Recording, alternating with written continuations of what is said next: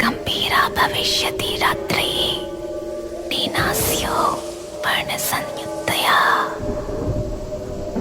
जीवन चक्रम।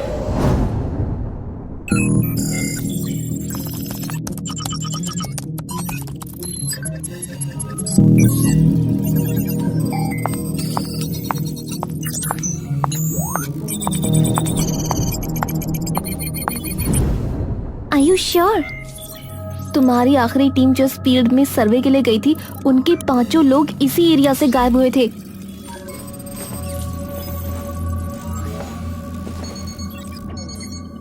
अवनी अपनी नजरें घुमाकर खिड़की के बगल में रखे एक टेबल पर रखे हुए पत्थर को देखती है।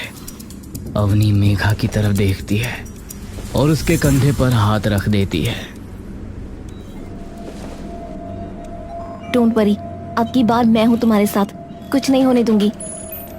6 लोगों की टीम में सिर्फ अकेली मैं बची। अगर कुछ मिला तो सिर्फ ये 5 पत्थर। इस पत्थर के बारे में मैंने तुम्हें नहीं बताया ना अभी तक? क्या नहीं बताया? इन 5 पत्थरों की शेप ध्यान से देखी है तुमने? हाँ, एक वूम की शेप है, पर ये शेप किसी सिंपल वूम की नहीं है, एक प्रेग्नेंट औरत के वूम की है। व्हाट? सबको यही लगा कि इन 5 पत्थरों की सिर्फ शेप नॉर्मल है, पर मुझे पता था इन 5 पत्थरों में कुछ और भी छुपा है। तो आपको कुछ मिला? अवनी पत्थर की ओर देखती है और उसके पास चली जाती है और जिस टेबल पर वो पत्थर रखा होता है उसकी ड्रॉअर से एक कागज निकालती है। इन्हें स्कैन किया गया तो इनमें से ना कोई रेडिएशन मिली और ना ही कोई और एनर्जी, पर हम एक चीज चेक करना भूल गए। क्या? Audio frequency. जब मैंने इन पत्थरों को इंफ्रासाउंड डिटेक्टर्स में एनालाइज किया तब उनमें से एक बहुत ही कम फ्रीक्वेंसी की साउंड वेव डिटेक्ट हुई। क्या था उसमें? एक संस्कृत का श्लोक था, वो भी पूरा नहीं सुन पाए, सिर्फ कुछ ही शब्द डिकोड कर पाए। क्या थे वे शब्द? मेघा और अवनी एकदम से बाहर की ओर देखते हैं। एक संस्कृत का कोई श्लोक था। अवनी वो कागज खोलती है और उसे पढ़ने लगती है। गंभीरा रात्रिर्भवति, बीच की फ्रीक्वेंसी बहुत ज्यादा लो थी, वो डिटेक्ट नहीं हो पाई। सिर्फ ये 3 शब्द और आखिरी का एक शब्द। अवनी मेघा की शिकन भरी नजरों की ओर देखती है। क्या था वो आखिरी शब्द? काल भक्षिणी। मेघा जैसे ही वो नाम सुनती है उसके शरीर का हर कतरा कांप उठता है, ना जाने क्यों। क्या क्या मतलब है उस श्लोक का और इस शब्द का? गंभीरा रात्रिर्भवति, जब रात और गहरी हो जाए। काल भक्षिणी, वक्त को खा जाने वाली। मेघा, कहाँ है तेरा ये नया इंटर्न?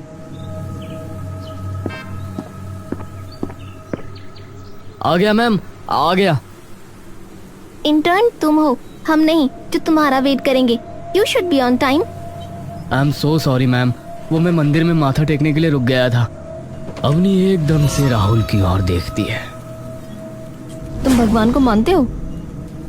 बस मानता नहीं हूँ, शिव शंभू का भक्त और माता रानी का बेटा हूँ मैम। अरे ये क्या ले आई यार मेघा, माना तेरा बॉयफ्रेंड है, बट कम ऑन। सिर्फ बॉयफ्रेंड है इसलिए नहीं लाई मैम, इसकी ऑब्जर्वेशन स्किल्स बहुत बढ़िया है। पैटर्न्स और अलग चीजों को पहचानना इसके खून में है। इसके पापा बड़े फेमस प्राइवेट डिटेक्टिव थे। अच्छा ठीक है, फिर इससे कहियो कि मुझसे कम ही बात किया करे, फालतू में ऑफेंड हो जाएगा वरना। अरे नहीं, जब काम की बात आती है तो वहाँ ये एकदम सीरियस रहता है। मुझे भी मैम बुला रहा है, आपने देखा ना? हाँ ठीक है। तीनों टैक्सी में बैठकर गोड वन की ओर निकल लेते हैं।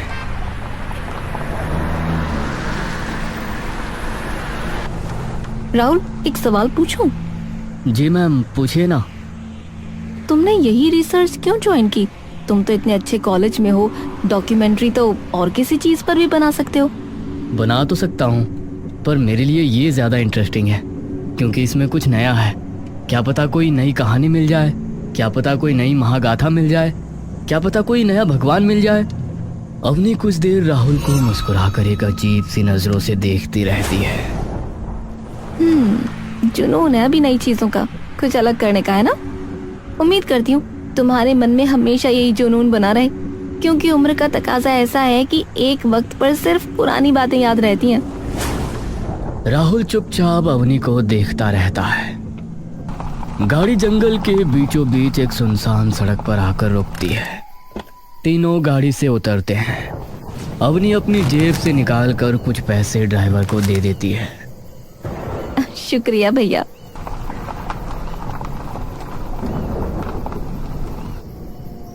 अवनी, मेघा और राहुल अब सुनसान जंगल में एकदम अकेले थे। अवनी अपने बैग से 2 वॉकी टॉकी निकालती है।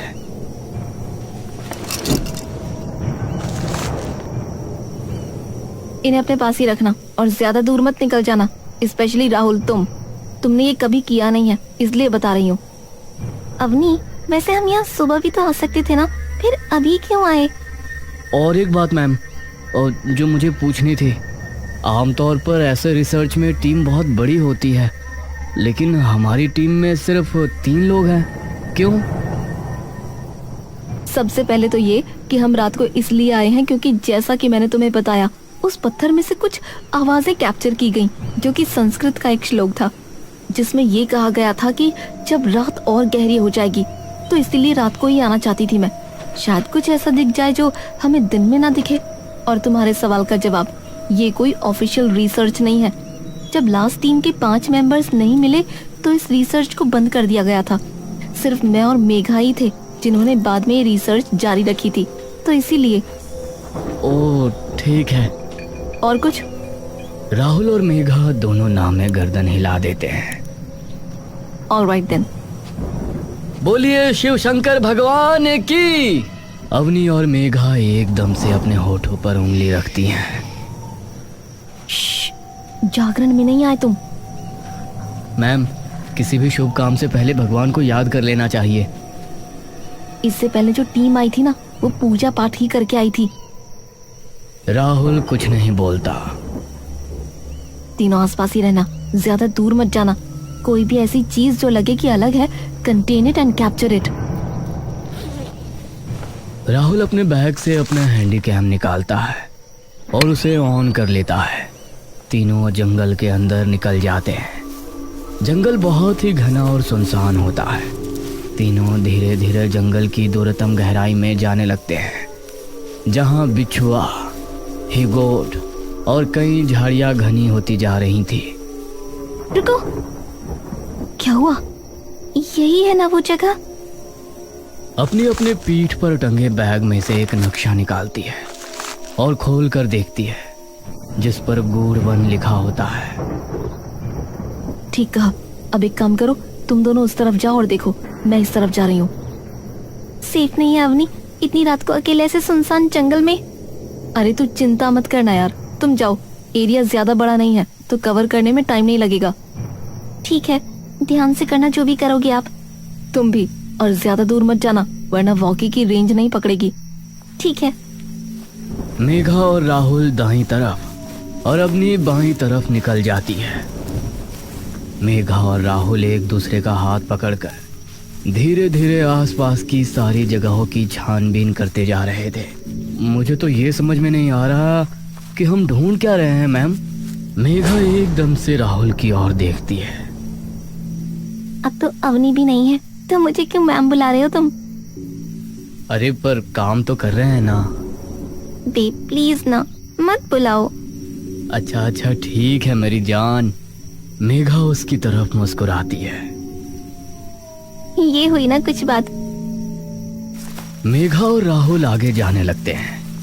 तभी उनके वॉकी टॉकी में से अवनी की आवाज आती है। Megha, Rahul, do you copy?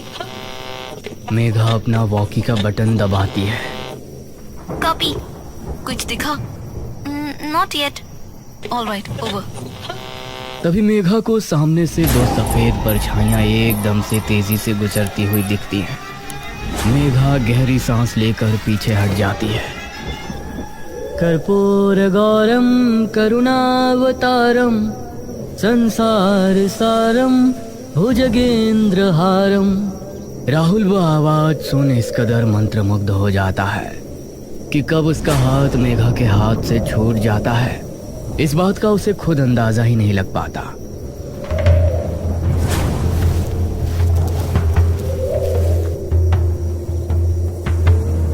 आ जाओ, आओ ना, आओ। मेघा का दिमाग डर से इतना सुन्न पड़ चुका होता है कि उसे इसकी भनक नहीं पड़ती कि राहुल उसका हाथ छोड़ कहीं और जा चुका है। मेघा वॉकी को अपने कानों के पास लाती है और उस आवाज को ध्यान से सुनने की कोशिश करती है।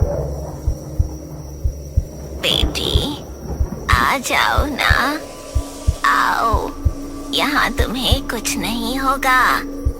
आ जाओ मेरे पास।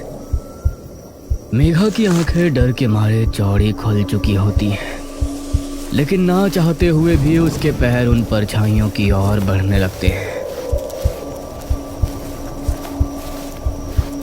धीरे धीरे मेघा अपनी पलकें उठाकर देखती है कि उसके सामने एक बड़ा सा पीपल का पेड़ है। मेघा धीरे धीरे झाड़ियों को हटाते हुए आगे पहुंचती है, लेकिन जैसे ही वो पेड़ के पास पहुंचती है,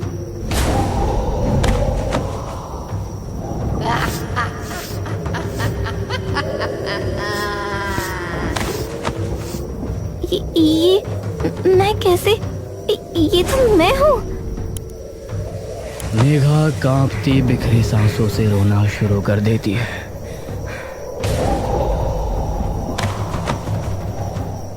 आजा छोरी, तेरे भी बाल आवारों।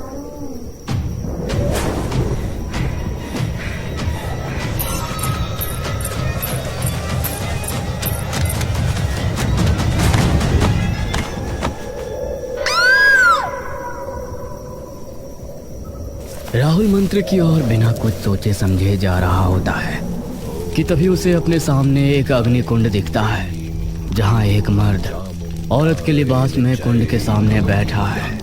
तभी वो पुजारी राहुल की ओर एकदम से बड़ी बड़ी क्रोध में जलती हुई आंखों से देखता है।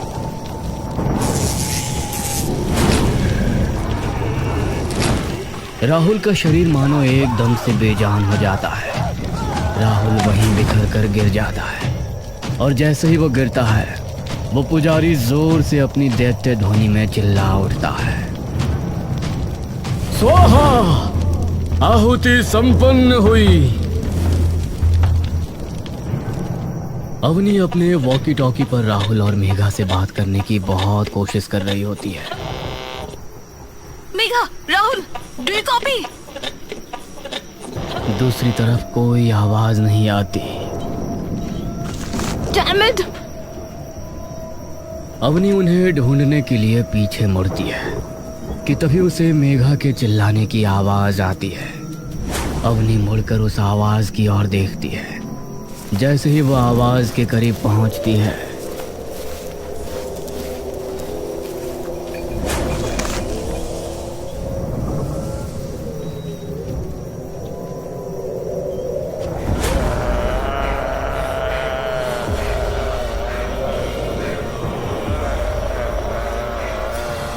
अवनी की आंखों का डर एकदम से विकराल क्रोध में बदल जाता है।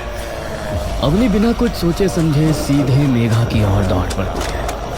कमीने, छोड़ उसे, छोड़! लेकिन तभी वो एक अंधेरे भरे गड्ढे में गिर पड़ती है।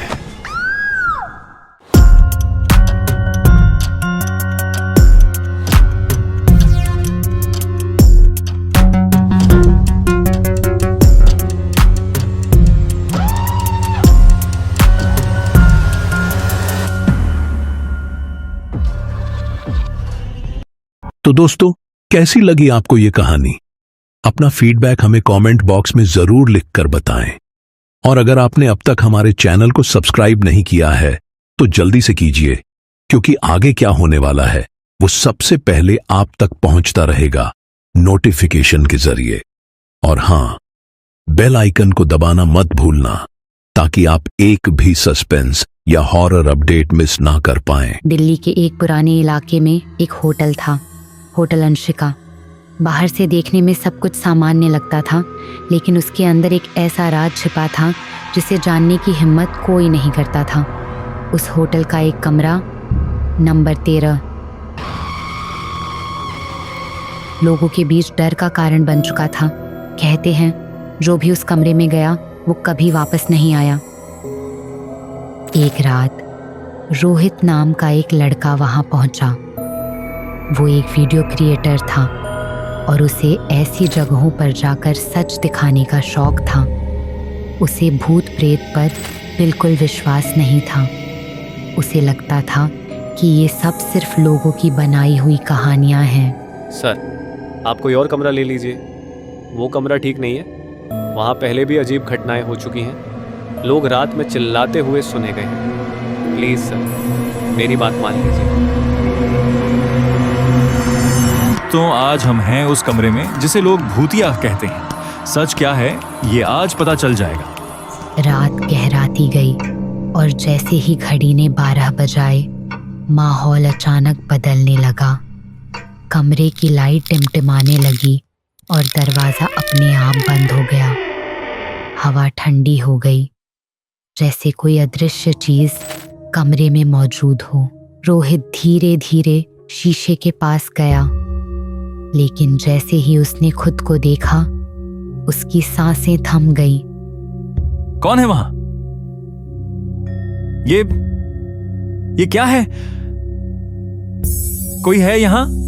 उसके पीछे एक परछाई खड़ी थी। जब उसने पीछे मुड़कर देखा, वहां कोई नहीं था, लेकिन डर अब उसके अंदर घर कर चुका था। अचानक कैमरे में अजीब आवाजें आने लगी।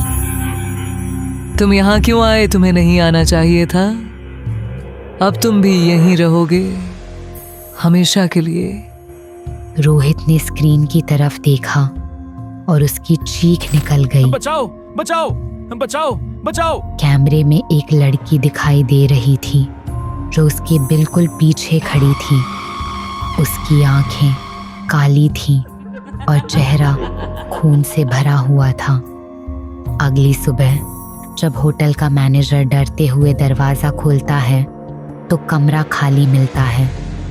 रोहित कहीं नहीं होता, बस उसका कैमरा ज़मीन पर पड़ा होता है, जिसमें आखिरी रिकॉर्डिंग चल रही होती है। वीडियो में रोहित चीख रहा होता है, बचाओ, बचाओ, बचाओ, बचाओ। और उसके पीछे वही लड़की खड़ी मुस्कुरा रही होती है। इसके बाद कैमरा अपने आप बंद हो जाता है। आज भी कमरा नंबर 13 खाली है, लेकिन कहते हैं रात के 12 बजे वहाँ से आज भी चीखें सुनाई देती हैं।